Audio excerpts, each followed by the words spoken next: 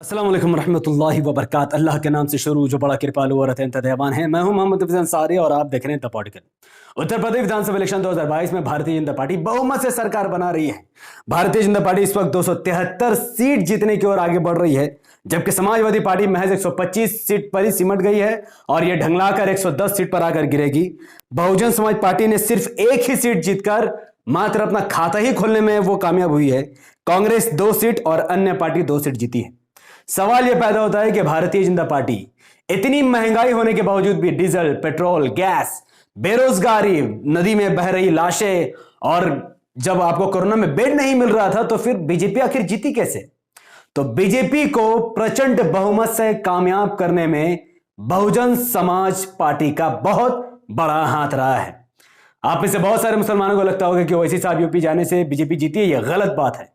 असल में विलन और असल में बीजेपी का बी टीम अगर कोई है तो वो बहुजन समाज पार्टी है। ध्यान से देखिए कि बहुजन समाज पार्टी ने मात्र 1 सीटें ही जीती हैं, सिर्फ 1, और बदले में बहुजन समाज पार्टी को पूरे उत्तर प्रदेश में 12.8% वोट मिला है, यानी 1,16,68,008 vote total Bahujan Samaj party को मिला। आप सोचिए, 1 सीट बहुजन समाज पार्टी जीती है और 1 करोड़ से ज्यादा वोट बहुजन समाज पार्टी को मिला। इसका मतलब 403 विधानसभा की सीटों पर बहुजन समाज पार्टी ने वोट काट काट कर 30-40 हजार वोट काटा मुसलमानों और दलितों का, और भारतीय जनता पार्टी को फायदा पहुंचाया। और यह पूरा प्रूफ के साथ मैं आपको इस वीडियो में देने वाला हूं, लेकिन उसके लिए आपको थोड़ा सा इंतजार करना पड़ेगा।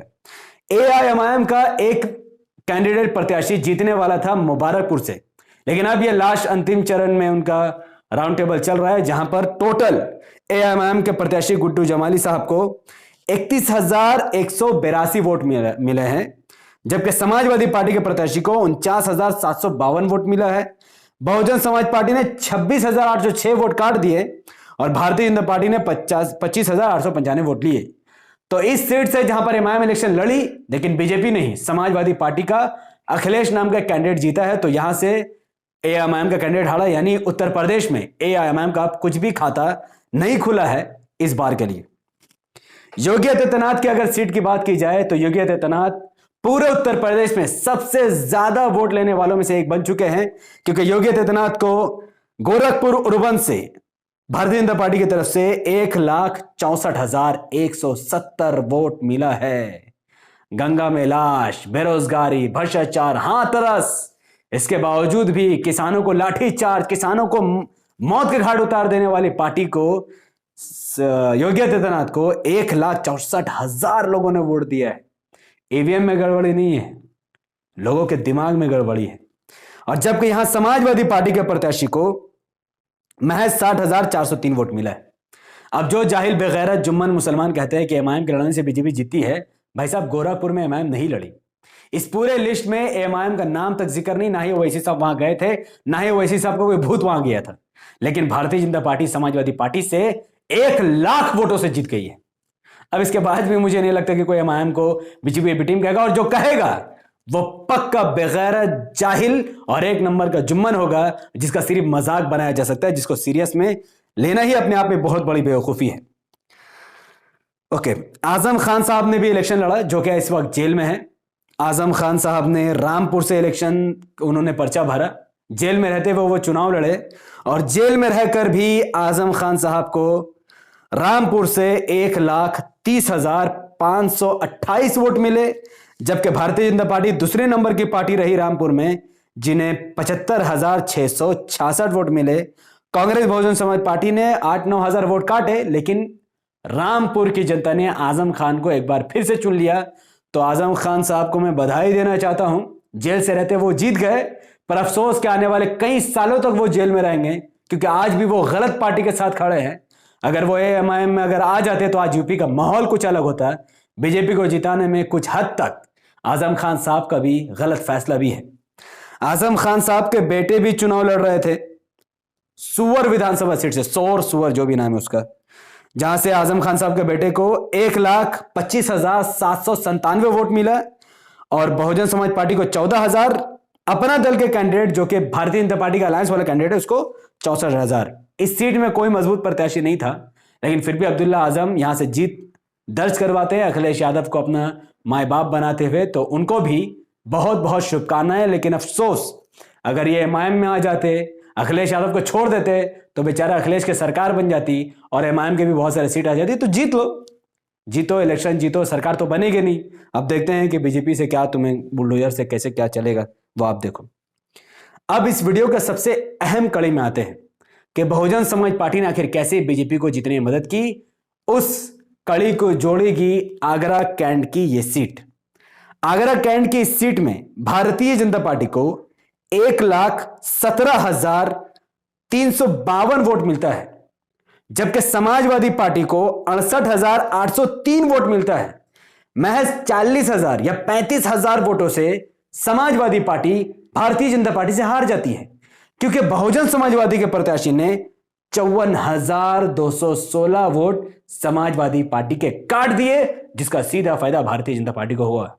जो भी जुम्मन ये वीडियो देख रहा है, अगर वो जरा से भी पढ़ा लिखा हो, तो वो समाजवादी पार्टी का 68,803 vote plus Bahujan Samaj party का 54,216 वोट को अगर एक साथ वो जमा करेगा, तो वो देखेगा कि ये दोनों मिलाकर 1,23,000 वोट बन जाते हैं, और 1,23,000 वोट एसपी बीएसपी में बटा, जिसका फायदा सीधा सीधा भारतीय जनता पार्टी को हुआ। आगरा कैंट से ना एमआईएम लड़ी, ना वैसे सब प्रचार को गए, तो एमआईएम बीजेपी की भी टीम नहीं, बल्कि मायावती रियल बीजेपी एजेंट, सही मायने में बीजेपी की भी टीम है, जिस पर किसी की भी नजर नहीं जा रही है। और आप कांग्रेस को भी अगर आप देखोगे, जो 2 विधानसभा की सीट जीती है, कांग्रेस ने 403 विधानसभा की सीटों पर अपने प्रत्याशी उतारते, 403, और जबकि रिजल्ट कितना है, सिर्फ 2 विधानसभा की सीट कांग्रेस जीती है। बाकी 401 विधानसभा की सीटों पर 1,000, 2,000, 3,000 वोट काटकर सीधे सीधे इन्होंने भारतीय जनता पार्टी को फायदा पहुंचाया है। तो उत्तर प्रदेश विधानसभा इलेक्शन 2022 के वापस से मुख्यमंत्री बनेंगे योगी आदित्यनाथ, और दड़ा दबा के इस बार वो बुलडोजर चलाएंगे। और मैं उत्तर प्रदेश के मुसलमानों से यह भी पूछना चाहता हूं कि जिस समाजवादी पार्टी का आपने भरोसा किया, समर्थन किया और एआईएमआईएम का संपूर्ण तरीके से बहिष्कार कर दिया, इस उम्मीद से कि समाजवादी पार्टी भारतीय जनता पार्टी को हरा देगी, और आपने यह धोखा ले लिया कि समाजवादी पार्टी ने एक बड़ा गठबंधन तैयार किया है। राजभर, कुशवाहा, मौर्य, पटेल, न जाने कितने किस्म के पार्टी, कितने किस्म के नेता, कितने जात बिरादरी के लोगों को उन्होंने अपने साथ लेकर एक बड़ा गठबंधन लिया, जिसमें कोई मुस्लिम नेता नहीं और कोई मुस्लिम क़यादत नहीं थी। फिर भी आपने समाजवादी पार्टी का समर्थन किया, भरोसा किया, लेकिन जब रिजल्ट में देखा गया कि बीजेपी 273 सीट जीतने वाली है, तो आज शायद यूपी के मुसलमानों को पता लग गया होगा कि जिस कम्युनिटी, राजभर के नेता या मौर्य के नेता, कुशवाहा के नेता, पटेल के नेता, ओबीसी के नेता, दलित के नेता, जितने भी नेता समाजवादी पार्टी के साथ थे, नेता ही साथ थे, उनके वोटर्स और उनके लोग भारतीय जनता पार्टी के साथ थे। ये वही, जैसा कि 2017 और 19 में यादव बहुल बूथों पर कमल को वोट दिया गया था और मुस्लिम बहुल बूथों पर समाजवादी पार्टी को वोट दिया गया था, साइकिल को वोट दिया गया था। यही चीज बार बार मना करने के बावजूद भी यूपी के मुसलमान एक बार फिर धोखा खा गए, और मुस्लिम बहुल सीटों पर समाजवादी पार्टी की जीत हुई है, लेकिन यादव बहुल सीटों पर भारतीय जनता पार्टी की जीत हुई। दलित बहुल सीटों पर और बाकी अन्य कास्ट के लोग जहां रहते हैं, वहां पर पूरी तरीके से भारतीय जनता पार्टी जीत चुकी है। अब मैं एक सवाल यूपी के मुसलमानों के बीच छोड़े जा रहा हूं कि आपने भले ही समाजवादी पार्टी पर भरोसा किया, एमआईएम को वोट नहीं दिया, इससे हमें कोई गुरेज नहीं है और मुझे कोई फर्क नहीं पड़ता कि यूपी में किसकी सरकार बनेगी, मुझे सिर्फ एमआईएम की सीट से मतलब थी। अब एमआईएम का एक भी खाता नहीं खुला। अब यूपी में जब योगी आदित्यनाथ, योगी बाबा का बुलडोजर चलेगा, तो क्या ये 125 विधायक जो समाजवादी पार्टी के जीतने वाले हैं, क्या योगी के बुलडोजर से आपको बचा सकेंगे? नहीं। क्या आपके लिंचिंग पर आपकी आवाज उठा सकेंगे? नहीं। क्या महंगाई पर आपकी मदद कर सकेंगे? नहीं। आपके घर से लेकर आपके जरूरत के सामान तक, क्या ये आपके घर तक पहुंचेंगे? नहीं। 5 साल समाजवादी पार्टी के ये 125 विधायक घर में बैठे रहेंगे। पहलू खान, हाफिज जुनैद, कारी ओवैस, अल्ताफ जैसे सैकड़ों मुस्लिम बच्चों के मारे जाने की खबर आएगी, लेकिन समाजवादी पार्टी या तो ट्वीट कर देगी या फिर घर में बैठे तमाशा देखती रहेगी, या योगी आदित्यनाथ के साथ मीटिंग करके मुसलमानों के मौत का मजा लेगी। और शायद यूपी के मुसलमान यही डिजर्व करते हैं, क्योंकि अल्लाह सुब्हानहू व तआला कभी किसी पर जुल्म नहीं करता। जीत और हार का असल में फैसला अल्लाह ताला ही करते हैं। यूपी के मुसलमान डिजर्व नहीं करते थे कि एआईएमआईएम वहां जीते और उनके लिए अच्छा काम करे, स्कूल कॉलेज हॉस्पिटल बनवाए जैसे कि हैदराबाद में उन्होंने बनवाया है। लेकिन यूपी के मुसलमानों को बीजेपी को हराना था और अखिलेश यादव से ई रिक्शा पाना था। आज वो हालत हो गई उनकी कि स्कूल कॉलेज हॉस्पिटल तो अब मिलने वाला है नहीं, क्योंकि इमाम तो जीते नहीं। बेचारा अखिलेश की सरकार भी नहीं बनी जो इनको ई रिक्शा मिले।